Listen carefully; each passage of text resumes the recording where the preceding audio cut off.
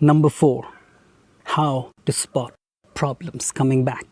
Gain expertise in your area of interest. So for many founders and entrepreneurs, their success has come from deep-rooted expertise in their area of interest. Their expertise had them create side hustles, which turned into full-blown billion-dollar businesses. So for example, Gmail. Who on this planet does not have a Gmail account? Gmail, for example, started off as an email search engine, and it ended up working better than others. Rest, as they say, is history. So how many people you know that don't have a Gmail account? Very few. And come to think about it, I personally find it easy to search emails in Gmail compared to Hotmail or any other service providers. There's something that has to be said about the expertise. So when you build a functional product that's exceptional at its core offering, you're brewing a recipe for potential greatness. Highlight the word potential. So speaking of email providers, let's take a look at Hotmail, shall we?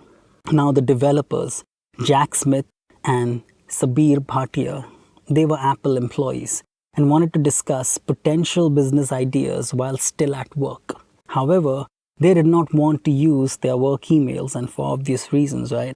Also, their private email access was barred. So what do you think they did? Well, being expert in their field, they started coding an email service provider that can be accessed from anywhere in the world and without having been linked to an internet service provider. And that, my friend, was the birth of Hotmail. However, here's the secret. You don't have to be that experienced to be an expert, all right? Which brings us to the story of Oculus, the VR behemoth that it is today, and the new age cool gadget that is a must-try. VR headsets, they existed much before Oculus came in and took over the market like storm, right? Many attempts were already made to commercialize them back in the 80s and 90s. However, little to none success was achieved. So, Palmer Luckey was passionate about VR headsets, and he was an avid collector of headsets right from his teenage years, right? Collecting them, storing them, and obsessing them over his parents' garage. So, a star is born, right? Oculus Rift. So Luckey was frustrated with the inadequacy of existing head-mounted displays in the market, which suffered from low contrast, high latency, low field of view, high cost, extremely bulky, and extremely heavy. So in response, he started experimenting with his own designs in 2009. He completed his first prototype called PR1 at age 17 in his parents' garage in 2009, which featured a 90-degree field of view, low latency, and built-in haptic feedback. So Luckey developed a series of prototypes exploring features such as 3D stereoscopy, wireless, and extreme 270-degree field of view. He shared regular updates on his progress on MTB S3D, a forum frequented by a small number of virtual reality enthusiasts. His 6th generation unit was named the Rift, intended to be sold as a do-it-yourself kit on Kickstarter, crowdfunding website to fellow enthusiasts.